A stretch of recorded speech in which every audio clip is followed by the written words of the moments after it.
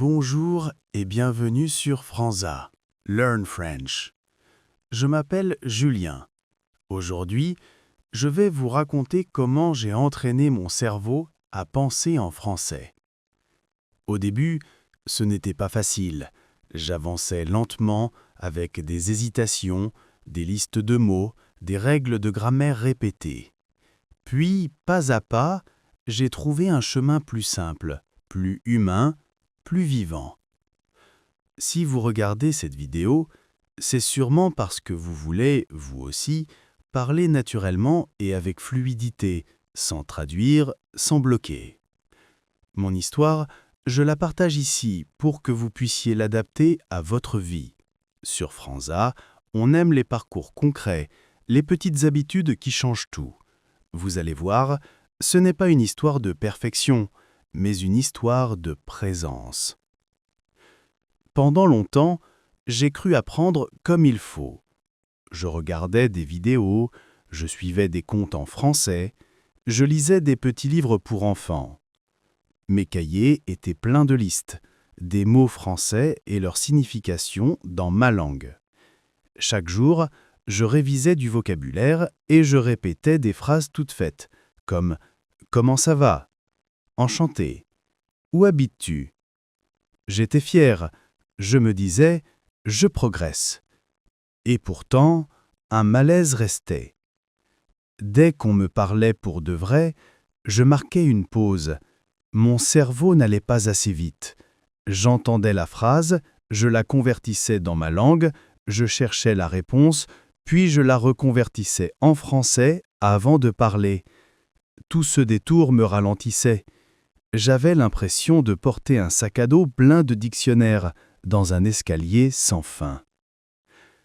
Au début, je pensais que le problème, c'était le manque de mots ou la grammaire. Alors j'ai doublé d'efforts.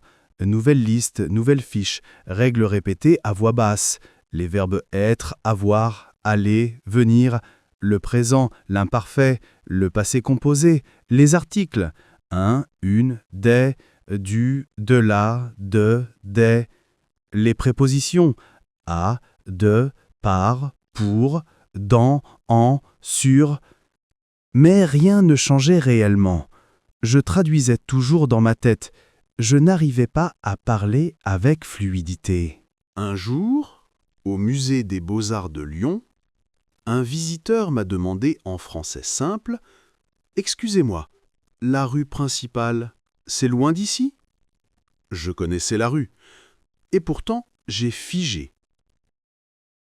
Mon cerveau a envoyé la phrase dans ma langue, a cherché une réponse, a tenté de la remonter en français, et quand j'ai enfin ouvert la bouche, l'homme était déjà parti. J'ai ressenti de la honte, surtout parce que la question était à ma portée. Ce moment m'a marqué, et je me suis dit qu'il fallait changer quelque chose. Le soir, assis sur mon lit, je me suis posé les vraies questions. Pourquoi je ne parle pas vite comme les natifs ? Pourquoi c'est si difficile de penser en français ? Une phrase de ma prof m'est revenue. La fluidité, ce n'est pas seulement connaître des mots, c'est penser dans la langue. À l'époque, je n'avais pas compris. Là, c'est devenu clair. Mon cerveau vivait encore dans ma langue d'origine. Autour de moi, il y avait des livres et des vidéos en français.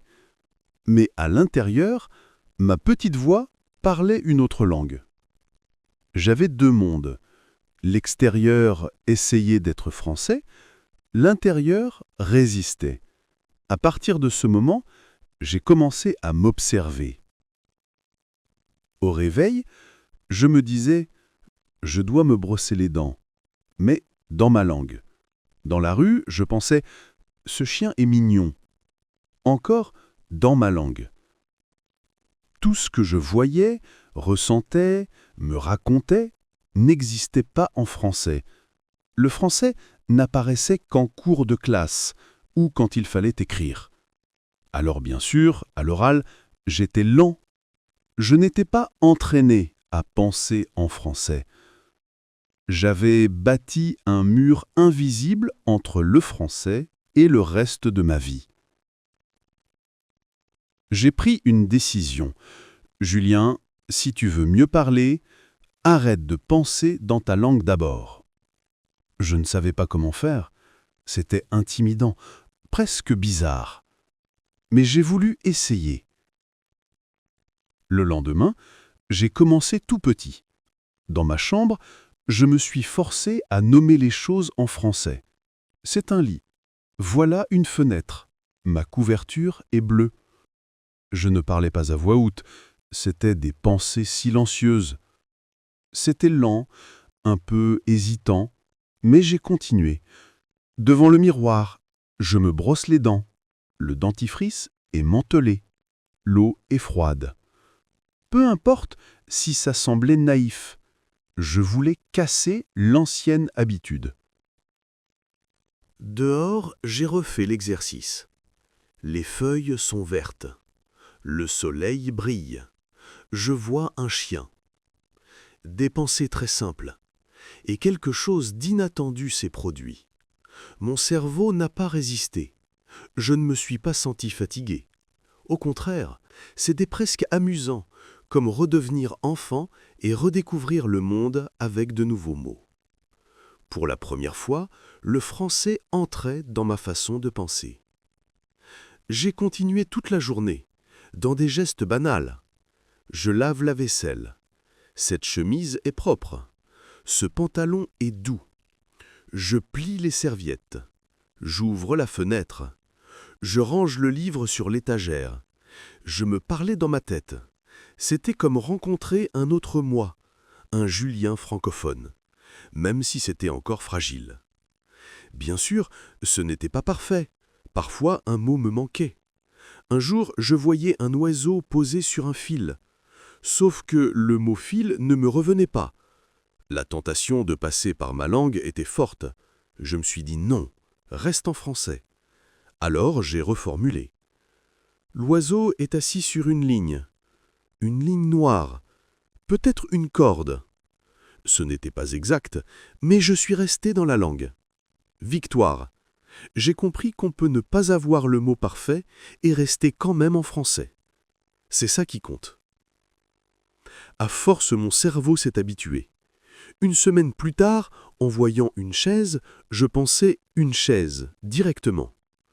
Quand j'avais faim, la première pensée venait en français. J'ai faim. Même mes rêves ont commencé à changer. Une nuit, j'ai rêvé que je demandais au supermarché « Pardon, le sucre s'il vous plaît ?» Je me suis réveillé en souriant. C'était la première fois que je rêvais en français. La bascule commençait, mais ce n'était qu'un début. Penser en français quelques minutes, c'était bien. Je voulais y rester toute la journée. Il me fallait plus d'entraînement. Pas seulement dans ma tête, mais aussi avec ma voix, même sans interlocuteur. C'est là qu'une nouvelle idée est arrivée. Me parler à voix haute. J'avais déjà des pensées en français, je voulais la voix. Je me suis dit, et si je me parlais comme à un ami? C'était drôle, un peu gênant, mais prometteur. Le cœur battait plus vite, j'allais tenter quelque chose de plus puissant. Le même jour, j'ai commencé doucement. Dans la cuisine. Je vais me faire un thé. J'ouvre un tiroir. J'ai besoin d'une cuillère. Je prends une tasse. C'est ma tasse préférée. L'eau chauffe. L'eau est chaude maintenant. Des lignes simples mais fondatrices. Toute la journée, je me suis accompagné à voix basse. Cette chemise est à moi. Je l'ai mise hier. Elle sent encore bon. En rangeant ma chambre, je devrais jeter ce papier. Je n'en ai pas besoin. Dehors, il fait bon. Il ne fait pas trop froid aujourd'hui. Au début, j'oubliais souvent. Mon cerveau tentait de revenir à ma langue. Je n'ai pas lâché. Je me suis mis des rappels sur le téléphone. Parle en français. Pense et parle, pas seulement penser. Petit à petit, j'ai pris goût à ma propre voix en français. Je n'avais pas besoin d'une grammaire parfaite. Je voulais oser prononcer. Très vite, ma voix et mes pensées ont commencé à se rejoindre. Avant, je pensais dans ma langue et je forçais ma bouche à parler français. Alors, l'idée et le son naissaient en français. Bien sûr, j'oubliais encore des mots, mais je ne m'arrêtais plus. Pas d'aspirateur en tête? Alors, la machine pour nettoyer le tapis. Pas de cintre? La chose pour accrocher ma chemise. J'ai cessé de courir après le mot parfait. Je continuais. Et plus je continuais, plus la confiance grandissait. Je me suis mis à inventer de petites histoires en parlant. En cuisinant du riz, maintenant je vais faire du riz. D'abord je le rince. L'eau est trouble, donc il est sale. Je verse de l'eau, je vais le cuire. J'espère ne pas le brûler comme la dernière fois. Parfois je riais de moi-même, et c'était très bien. L'humour rend l'apprentissage léger. J'ai même joué à faire comme si je tournais une vidéo. Bonjour à tous, bienvenue dans ma cuisine. Aujourd'hui, je vous montre mon thé spécial. Sans enregistrer, juste pour le plaisir. J'étais en train de muscler ma voix. Un autre jour, devant le miroir, j'ai pratiqué des mini-dialogues. Bonjour, je m'appelle Julien. Enchanté. Comment allez-vous? Ça va bien, merci. Et vous? Qu'est-ce que vous faites dans la vie? Je suis étudiant. J'aime apprendre les langues. J'ajoutais des gestes, des expressions du visage. Je me préparais à de vraies conversations. Peu à peu, j'ai noté des changements. Quand quelqu'un me parlait en français pour de vrai, je ne figeais plus. Les réponses venaient plus vite, ma voix tremblait moins, mes phrases glissaient mieux. Il y avait encore des jours difficiles, bien sûr. Ces jours-là, je m'accordais de la douceur. Au moins une phrase. Aujourd'hui, je me sens fatigué. Garder la chaîne vivante comptait plus que tout. Même en public, je trouvais des astuces. Dans la rue, je chuchotais derrière mon masque. Dans le bus, j'imitais quelqu'un qui écoute de la musique. Et je murmurais ce que je voyais. Un garçon avec un sac à dos rouge. Le ciel est gris aujourd'hui. Cette dame a un sourire gentil. Ces mini-phrases maintenaient mon cerveau connecté au français toute la journée. Puis, il y a eu un moment précieux. Au parc de la Tête d'Or, une famille de visiteurs cherchait son chemin. J'ai dit « Vous avez besoin d'aide ?» L'homme « Oui, s'il vous plaît, pour aller à la bibliothèque municipale ?» Et là, aucun blocage. Je n'ai rien traduit. J'ai répondu « Allez tout droit, puis tournez à droite au feu. » C'est le grand bâtiment avec les vitres bleues. Les mots sont venus naturellement. Je me suis senti fier. En m'éloignant, je me suis murmuré « Tu l'as fait, Julien. Ça marche. » Le soir, j'ai repensé au parcours. De « je traduis tout » à « je pense en français », puis « je me parle toute la journée ». J'avais compris une vérité. La fluidité ne vient pas de piles de règles et de listes infinies, elle vient de la pratique réelle, quotidienne, simple. Pour moi, me parler était devenu l'outil le plus puissant, comme un muscle. Plus on s'en sert, plus il répond. Il restait pourtant un obstacle. Le réflexe de la traduction dans ma tête. Même en parlant beaucoup, mon cerveau gardait parfois l'ancienne habitude. Penser dans ma langue, puis chercher l'équivalent. C'était le manteau lourd dont je n'avais plus besoin. Un matin, en faisant des tartines, j'ai bégayé. Je dois prendre le grille-pain. Non, je dois réchauffer le pain. J'ai compris que je cherchais une phrase trop compliquée. Alors, j'ai décidé de faire confiance aux mots simples. Pas de longue construction. Juste, je mets le pain, j'attends, quand c'est prêt, je mange. C'était clair. Pas parfait, mais efficace. J'ai pris ce parti. Arrêtez de traduire, commencez à faire confiance. Julien, tu en sais assez. Utilise ce que tu as. N'attends pas d'être parfait. Sois courageux. Dès ce jour, j'ai écrit sur un post-it « Le français simple suffit ». Je l'ai collé sur mon mur, je l'ai recopié dans mon carnet. Si un mot manquait, je ne m'arrêtais plus. Je décrivais avec d'autres mots.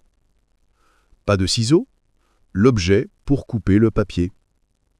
Pas de entonnoir, la chose pour verser sans renverser. Je suis resté en français. J'ai transformé ça en jeu. Choisir un mot très simple, comme marcher, et créer des phrases. Je marche vite, je marche quand je suis en retard. Je n'aime pas trop marcher sous la pluie.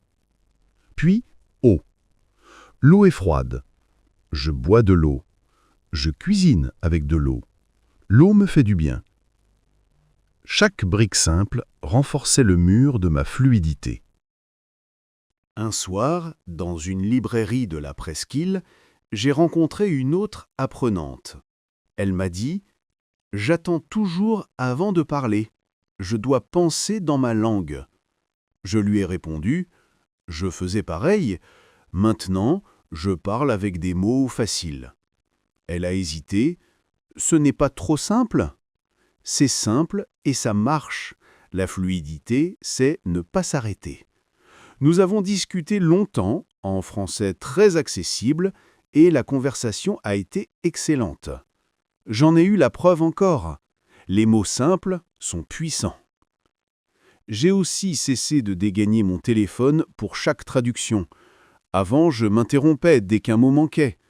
Désormais, je continuais. Ma confiance gonflait, et ça se voyait en situation réelle. Au café, deux touristes ne comprenaient pas « café allongé ». Je n'avais pas la définition technique, mais j'ai expliqué simplement. C'est un café un peu plus long, plus doux. On ajoute de l'eau chaude. La jeune femme a souri. « Merci, c'est clair. » Je n'avais pas cherché la perfection. J'avais communiqué. La langue, c'est comme la musique. On n'a pas besoin de jouer toutes les notes pour rester dans le rythme. J'ai remarqué que les enfants apprennent comme ça. Manger, aller, jouer, grand, petit, j'aime, je n'aime pas. Des mots courts, compris par tous. J'ai accepté de redevenir débutant avec fierté. Je n'avais plus besoin d'impressionner, j'avais besoin d'exprimer. J'ai commencé à le dire aux autres. N'ayez pas peur des mots simples. Parlez. Certains me répondaient « On va sonner débutant ». C'est normal. La fluidité, c'est parler sans s'arrêter, pas faire un discours de professeur. On riait, on pratiquait, on progressait. J'ai aussi créé un journal très simple, 3 à 5 phrases chaque jour, avec uniquement le vocabulaire que je possédais déjà. Aujourd'hui, il fait beau, j'ai bu un thé, je me sens content, j'ai vu un petit chien, il était blanc et très doux. Chaque phrase était une petite victoire, la preuve que je pouvais penser, écrire et parler en français sans traduction et sans peur. Mes journées ont changé. Je me réveillais en français, je me parlais avec des mots faciles, j'écrivais mon mini-journal, j'aidais d'autres apprenants, et surtout, je faisais tout ça sans revenir à ma langue d'origine. C'était comme ouvrir une porte dans ma tête. Derrière, un espace où je n'ai pas besoin d'être parfait, juste présent et constant. Avant, j'attendais le bon mot pour parler. Maintenant, je parle d'abord et j'apprendrai le mot demain. C'est ça la force des mots simples. Ensuite, j'ai étendu le français à toutes mes activités. Faire les courses, marcher, cuisiner, nettoyer. Chaque tâche est devenue une pièce d'entraînement. En pliant le linge, cette chemise est douce. Ce pantalon est un peu serré. Je devrais le mettre moins souvent. Peut-être que je dois en acheter un nouveau. À l'épicerie, Est-ce que j'ai besoin de lait? Il m'en reste un peu. Il me faut des bananes. Je veux essayer un nouveau fromage. Je lisais les étiquettes, j'essayais de saluer en français quand c'était possible. Bonjour, merci, bonne journée. Peu importe la réponse, ce qui comptait, c'était mon habitude. J'ai transformé le monde en salle de classe. La marche jusqu'au parc, observation en français. La cuisine, laboratoire de vocabulaire. La vaisselle, terrain de grammaire intuitive. J'ai fait des jeux, nommé tout ce que j'utilise, couteau, cuillère, bol, sel, poivre, tomate, oignon, inventé une micro-histoire. La tomate rencontre l'oignon dans le bol. Il danse avec le sel et le poivre. Je riais, et parce que c'était ludique, c'était durable. À force, la bascule s'est faite toute seule.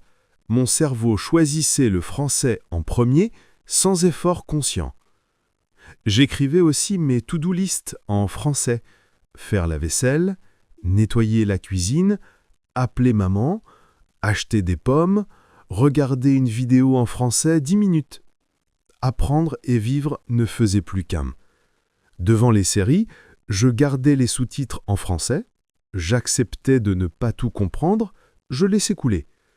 Après un épisode, je répétais 1 ou 2 idées. Le chef met de l'ail et du citron. Le personnage est triste, mais courageux. Avec la musique, je fredonnais. Ce n'était pas du chant, c'était le rythme de la langue. Une phrase restait en tête et m'accompagnait le matin. J'ai proposé à des amis un défi. Écrire en français toute une journée. Puis, on s'est envoyé des notes vocales. On riait de nos erreurs, mais on continuait. Certains jours, j'étais fatigué. Je m'accordais le droit de ne faire qu'une phrase. Une phrase, puis 2, puis 3. La régularité bat toujours la motivation. En public, je n'avais plus peur d'entendre du français. J'étais curieux. À la boulangerie de mon quartier, 2 visiteurs hésitaient devant le menu. Je me suis retourné. « Vous pouvez essayer le pain au chocolat, il est très bon. » Mon cœur battait vite, mais j'étais heureux. Ces scènes ne venaient pas des manuels, elles venaient de mes habitudes. À ce stade, j'avais compris que je n'avais pas besoin d'un moment parfait pour pratiquer. Le monde était plein de leçons si je prêtais attention. Un trajet de bus, un panneau, un marché. Un soir, devant le miroir, je me suis dit « C'est la nouvelle toi. Tu n'attends plus le français, tu vis avec. » Et ce n'était plus seulement une langue, c'était une lumière douce en moi, toujours présente. Pour tenir dans la durée, j'ai mis en place des rituels minuscules. Le journal du soir, 5 minutes maximum. La lecture à voix haute de mini-textes, un court contenu vidéo par jour, 5 à 15 minutes, sans pause ni retour en arrière, une phrase thème pour la journée, les couleurs, les émotions, la météo, les objets de la cuisine, les vêtements, les actions simples. Ces micro-habitudes empêchent la fatigue et nourrissent la patience. Un jardin ne pousse pas en un jour, on l'arrose un mot à la fois. Petit à petit, le français n'était plus un cours, c'était ma voix intérieure. Quand j'étais nerveux, « Tu peux le faire, Julien !» Quand j'étais heureux, « C'est une belle journée !» Je rêvais plus souvent en français, et surtout, je n'avais plus besoin de traduire pour ressentir. Le français devenait un espace où je me sentais moi. Alors, quand on me demande « Julien, comment as-tu appris à penser en français ?» Je réponds calmement « Je ne l'ai pas appris en un jour, j'ai laissé la langue grandir en moi. J'ai fait de la place, chaque jour, dans ma vie réelle. J'ai arrêté d'attendre la perfection, j'ai choisi la simplicité. J'ai fait confiance aux mots simples, j'ai gardé le rythme. » Si vous écoutez ceci sur Frenza, Learn French, vous pouvez faire pareil. Commencez minuscule. Nommez les objets autour de vous en français. Laissez une phrase vivre dans votre journée. Chuchotez vos gestes. Je prépare un thé. J'ouvre la fenêtre. Je nettoie la table. Parlez-vous doucement. Écrivez 3 lignes. Observez en marchant. Ne cherchez pas la phrase parfaite, cherchez la continuité. Ne visez pas de tout comprendre, visez de rester dans la langue. Un jour, sans vous en rendre compte, vous répondrez spontanément à quelqu'un et vous vous direz « Je l'ai fait, ça marche !» C'est ça le secret, pas de magie compliquée, juste une décision tenue chaque jour. Pensez dans la langue, même avec des mots basiques. Parlez à voix basse, même seul. Décrire ce que vous vivez pendant que vous le vivez.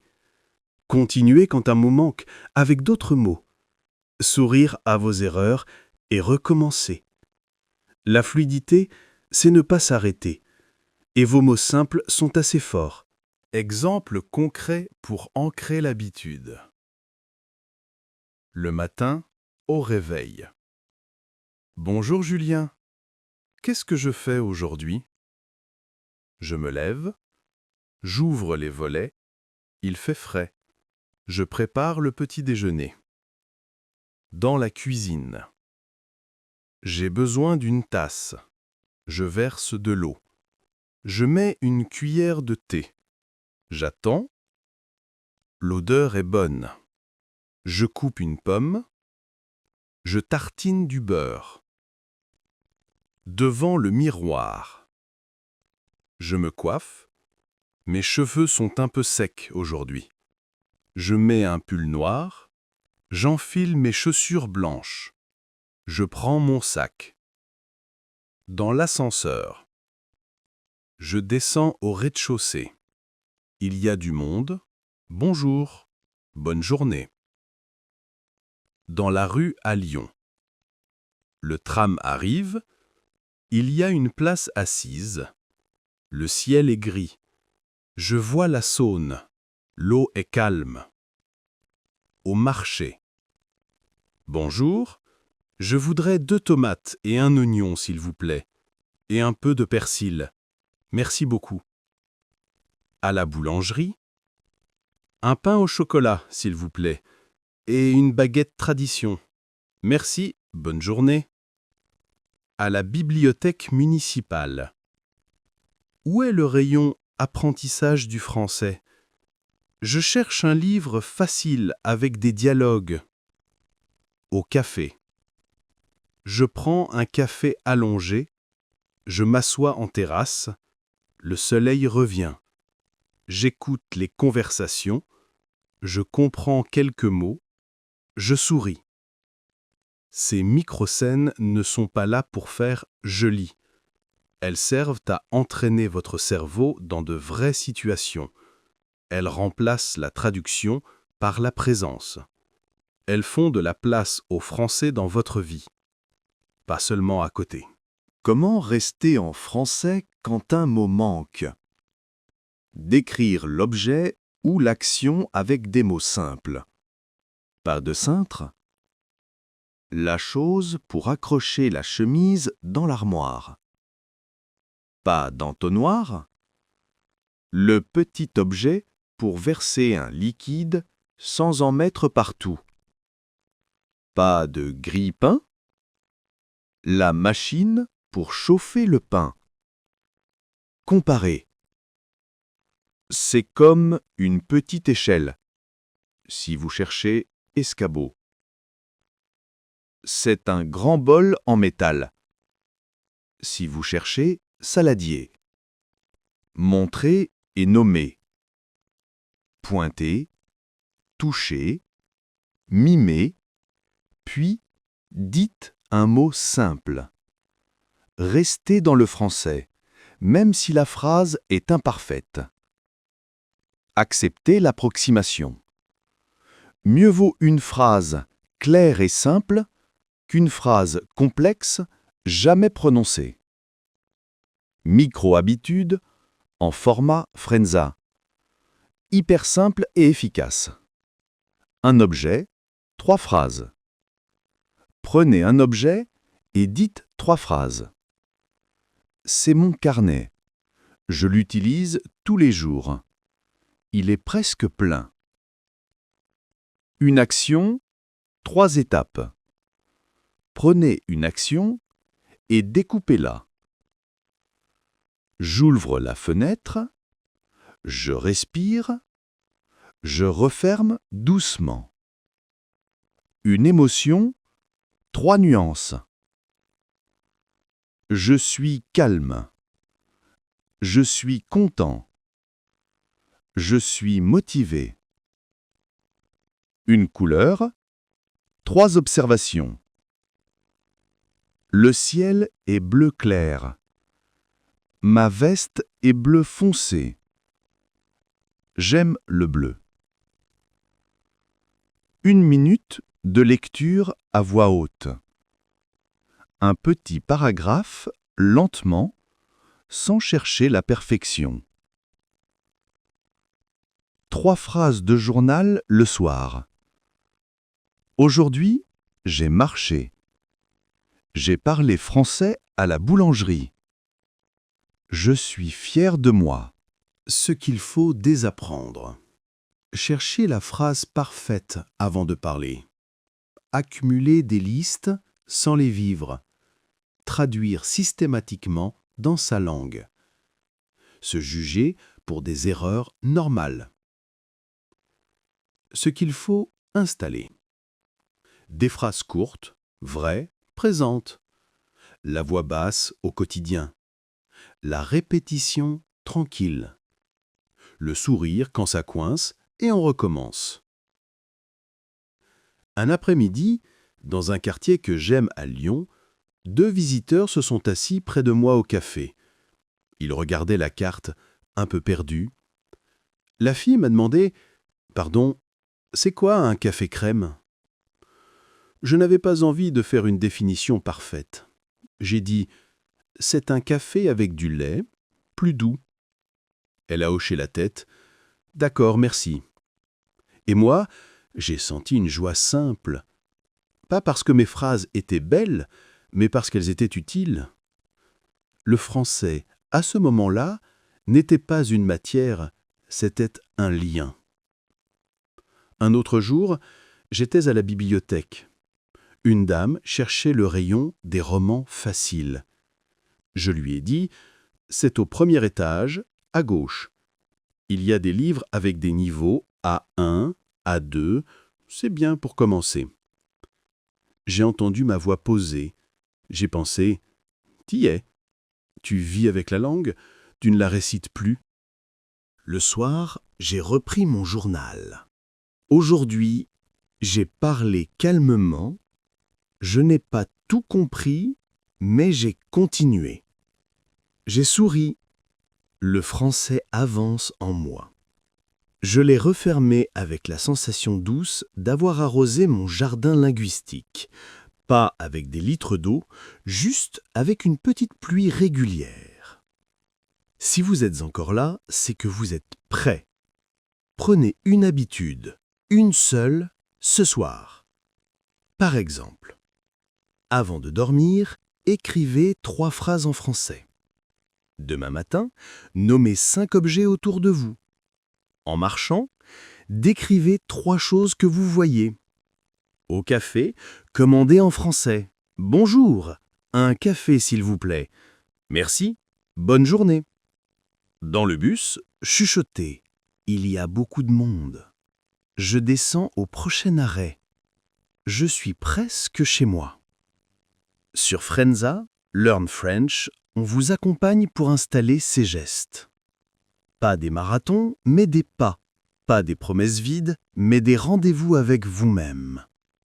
Le français n'a pas besoin d'être parfaitement parlé, il a juste besoin d'être vécu. Et un jour, sans prévenir, vous répondrez à quelqu'un sans traduire.